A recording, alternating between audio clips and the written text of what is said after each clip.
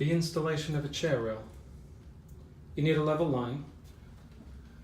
Best thing with today's technology is a laser level. Throws a line right across the whole room, whatever level you want it. You can only really see it in the dark, so you shut the light off. And then you just measure. It's pretty simple. Something I taught myself, but anybody can do it. Just take a look at the miter joints. This is where it comes out really beautifully. Look at that. Look at that perfection.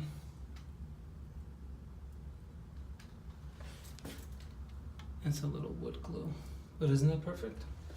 Look at this one.